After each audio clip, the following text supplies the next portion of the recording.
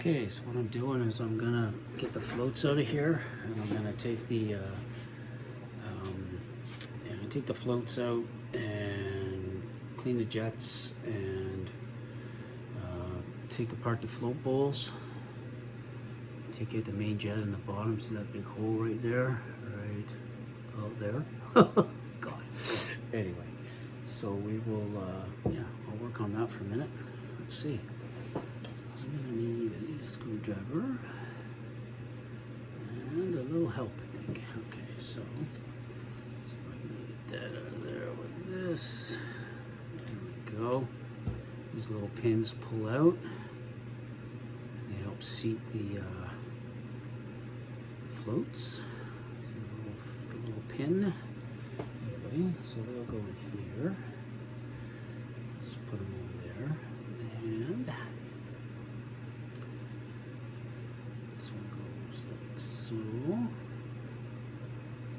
There we go. It doesn't want to come out this way. Oh yeah, it does. So there, this one here, and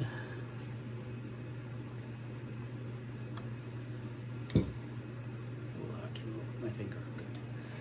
Okay, so there and there and there. Sorry, that noise you're hearing in the background is the heater. It's kind of chilly in here today. And I have the garage door open because I emptied the gas tank out earlier and raised a big stink, so to speak. Okay, so that's out. I have to. The jet SEMO, well, it'll be a little sticky, but I know that the floats. I know that these little guys, this one in the middle, this is the stickiest. If you see, it's like it takes forever to get back up there. See what I mean? Yeah. And this one is kind of quick as well. It doesn't take as long to get back up here. Let's just kind of get out of the way and show you if I can. Yeah, man, they all kind of take a while to get back up, eh? Anywho, I think I'm gonna pull the gaskets. If I can't, they look a little glued in, so I may not be pulling the gaskets right now. Oh, hang on. Let's see here if I can. I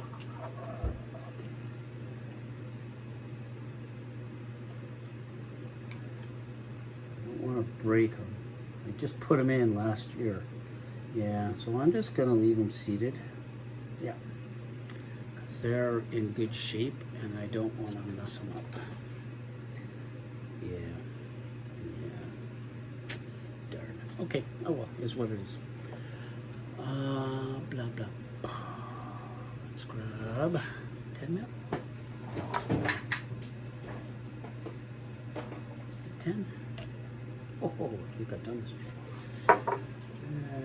Oh, hello. What's this? What size is this little guy? 12. Okay, well, we don't need a 12. Let's try 10.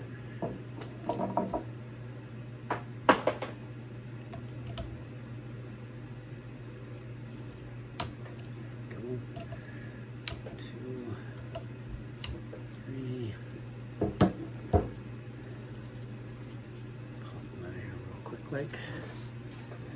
Let's see. Just like this. Just turn out. Gotta remember to put them back in the way to come out. The last time I did this, I remember I put one of them in backwards, and it was a little frustrating for me. It's got a little screen on it, if you can see that, eh? Yeah, interesting, huh? So, I just need to. Oh yeah, okay. So that is pretty. That's pretty clean. Yeah, it's not too bad actually. It's fairly clean and not too bad. Anyway, I don't know if you can see that real well. But, yeah. Anyway, I'm gonna seat this back in because I didn't need to take this whole piece out. I was just checking to see if there's any goop in it. There doesn't really seem to be. I'm just gonna check underneath the little screen at the top here. Oh yeah.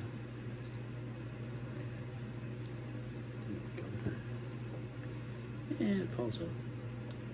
Yeah, no, it looks pretty clean. It's not bad by any stretch of the imagination. Not like the first time I took these things apart. Holy cow, that was a mind-blowing thing. They were pretty gungy back then. There. So I'll put this little guy back in here. Like so, I don't know if you can see it or not. Put him back in. You see, put it with the little plunger thing out. Oh, you can't see it. Anyway, it just kind of like brings it up. Yeah, so I'm going to put these back. Reseat them all. I think they just need a blowout with some carb cleaner. So I think that's what I might end up doing.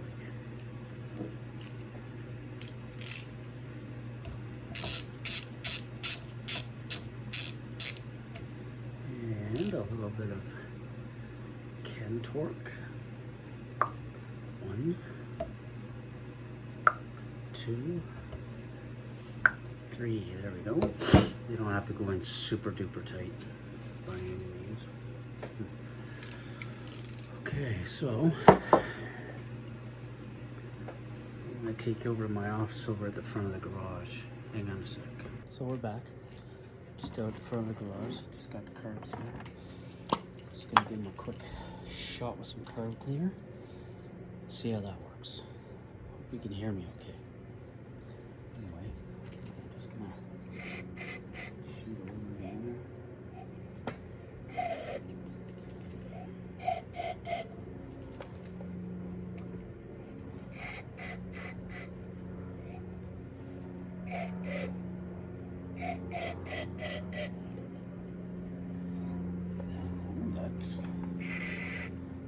Let's get up very quickly. Oh, that's working a lot better now. Oh yeah. Okay, that's running faster. Remember the middle one was real slow. I don't know if I can show you. I can. I just gotta get in. I just gotta get close. That's all. It's back in here. My work table. So remember how this one was running really slow? It's running a lot cleaner now. Yeah, a lot cleaner. Anyway, this one running better. And that one's running better. Okay, so that's cool. And just gonna give it a quick little spritz. Here, these guys. Oops, can't see what I'm doing here with this jewelry. So I'm just giving the flaps a little clean and drain for 5 minutes here. There. Okay. Still got all that on there.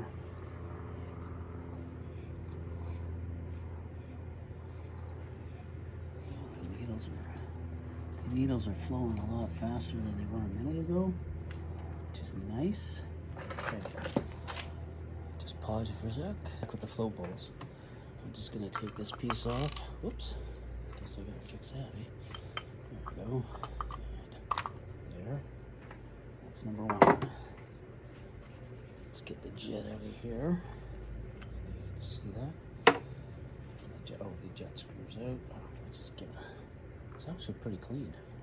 You can see through it. I don't know if you can see that or not, but oh, wrong way. Oh yeah, you can see right through it. So I'm just gonna give it a quick little spritz. Yeah. Quick little spritz. There we go. So okay, there's one.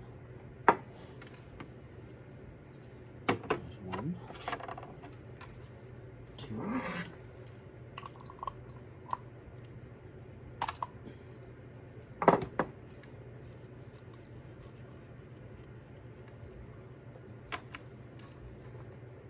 You can see through that one too, eh? Look at that. Pretty clean. Let's give it a quick little shot. Alright. There's a little hole.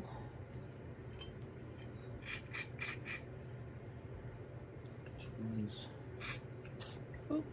down through the bottom. There, 1, 2.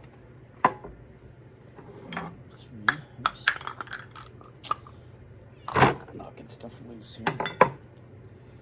Anyway, I'm just gonna give this one a quick little spritz. Yeah, it looks okay. Give it a little shot. Where's the? Where can I do that? Well, it's like there we go. Just show you what I'm doing here. There's a little spritzer hole right in there. I don't know if you can see it or not, but right there. Just gonna spray a little into. And a little bit in here too. There's a little tiny little hole in there. Oopsie. Okay. So just let those dry. Anyway, I'll be back. I'm just gonna give these a little white shop rag. That's better. Get some a little higher up here. So, oh darn. I did it already. So, there. It's here. That there. Silly me. Anywho. So, I'm just going to clean out the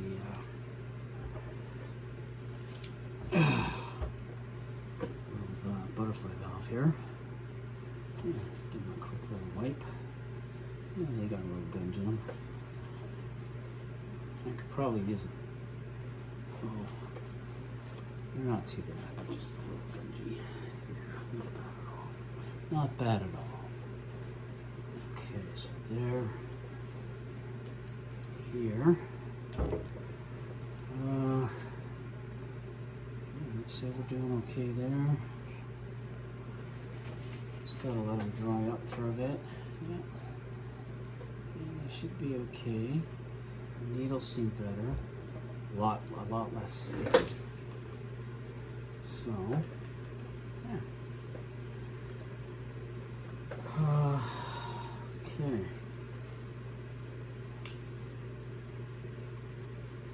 That's pretty good.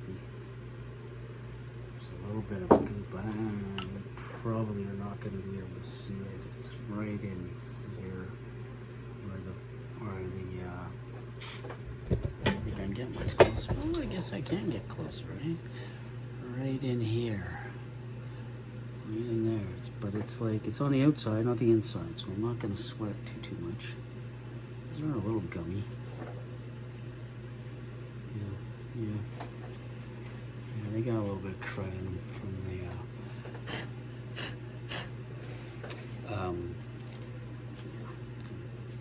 old gas, but they're pretty clean.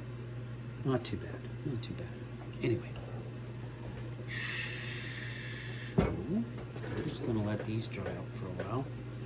Wipe out the bottoms of the bowls. They're a little gungy. Nothing bad though, just enough to stop the bike from running when I wanted it to. Anyway, so yeah, the story of the bike. Geez, we haven't even started that yet, eh? Well, 77 XS750. My Uncle Jack Deacon, had this bike. He bought it in 1977. He bought it from someone who, as far as I can tell, wanted to ride but didn't want this bike, but I'm just guessing. Anyway, he bought it almost brand new. I think it had a few hundred miles on it when he got it. And at the time, him and my Aunt Beverly, they lived in Colorado Springs. He was working for, oh, geez, that's even a long story. I'm getting ahead of myself. But anyway, no, he was working in Colorado Springs in 1977. He was in the Canadian military. He was in the Air Force. He was a fighter jet pilot, kind of a fighter bomber guy. Anyway, he was a lieutenant colonel. He was working with, I think it was NATO at the time. Either that, yeah, I think it was NATO. It was a joint forces thing with the U.S. and Canada down there. And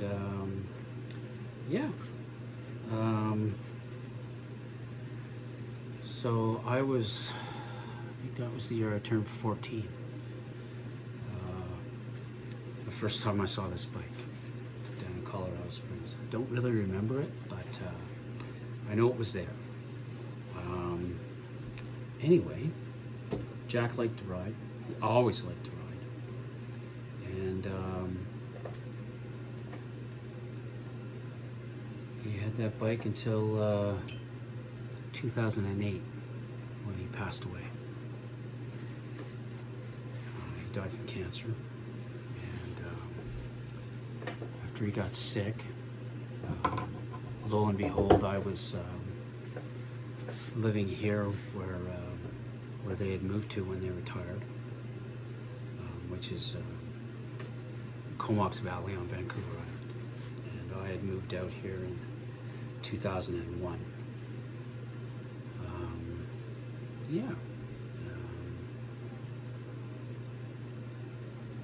I don't know. I just I needed to change from Ottawa, and they were willing to help me get started out here, which Jack and Bev did.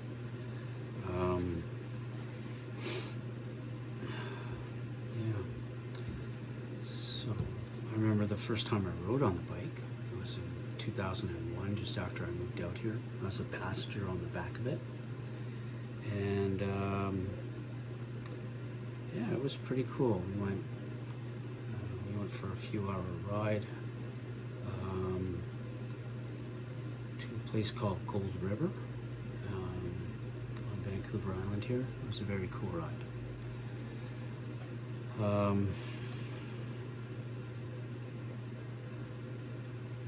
Yeah, I'm gonna jump all over the place with this story, so just so you know.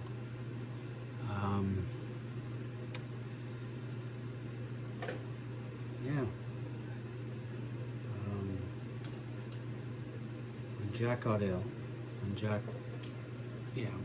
he died of pancreatic cancer. When he got ill, he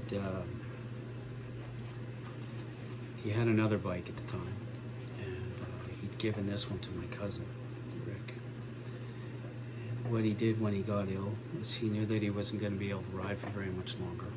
And that was in about May or June of 2008.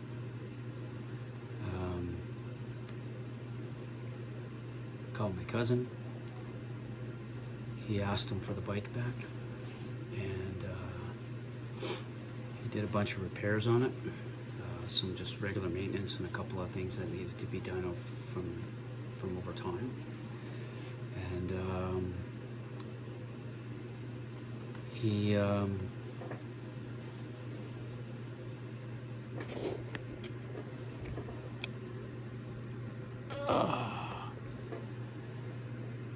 paid for motorcycle lessons for me. And when I passed the test, he gave me the bike.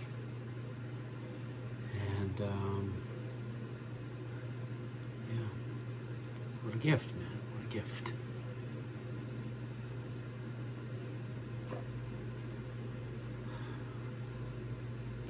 I miss him. He was a good man.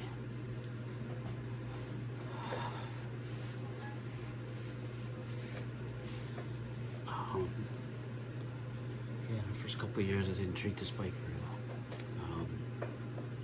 It ended up in the shop for a while.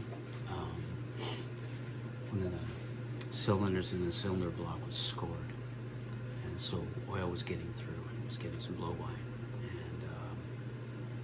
And I was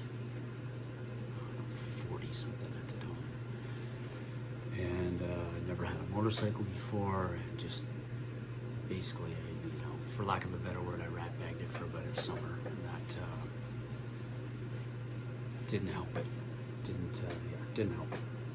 Anyway, so I put it in the shop. I went out and bought an old '79 Yamaha XS750. If you look at those bins there, and down there in the corner, there's an old engine. So what I did was I took the engine and that I bought, and I bought this full old XS750 79. It actually it had electronic ignition, whereas this 77 has points. Anyway, I just stripped everything off that bike. Swing arm, the front and back wheel. This bike came with an extra crankcase and engine block, and so I just put it all into bins, and there's bins up on the shelf up here as well. There's this one that both have a whole crap load of parts in them, and I just hung on to them. I think I bought them in 2009 or 2010, and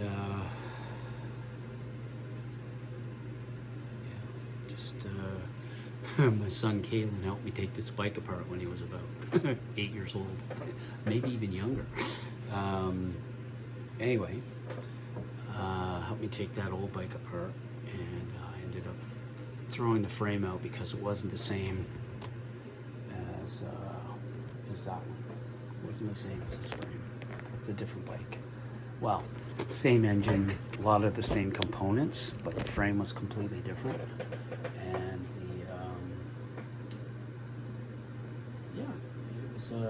it was a different bike. It was a different bike. Anyway, let's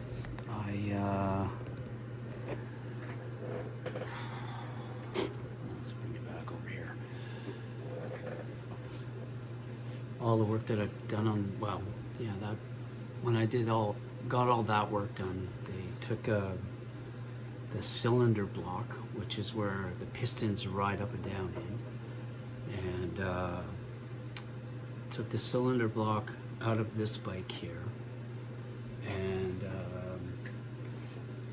changed the timing chain, and basically I took the top end apart, timing chain replaced, took the engine block, like the part where the pistons go up and down, like I said, took number 3 piston out of the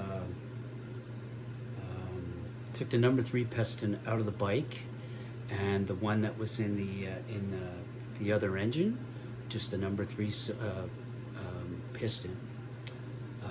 Put that in this bike. Left the other 2 pistons in the bike, and then put it back together, and started it up. Also, what the mechanic did for me, the motorcycle mechanic that I brought it to, it was a business here in town. He replaced second gear for me because it kept jumping out of second gear. Because it was an old bike, it had never had the gearbox redone. And anyway, so when I was riding it like an idiot the first year I had it, it kept jumping out of second gear because I was jamming it in. And anyway, it wasn't meant to do that, I guess, just being an old bike, right? So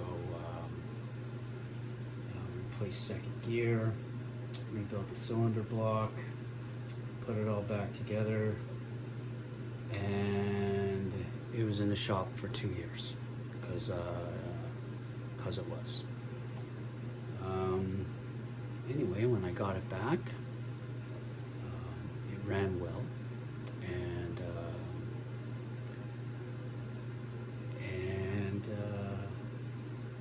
so I rode it off and on for the last 15 years, I guess, since about 2010, 2011. I try not to ride it too much. I have another bike. I bought a 2011 Ninja in 2011. It's they call it a sport touring Ninja. It's an XS750, and it's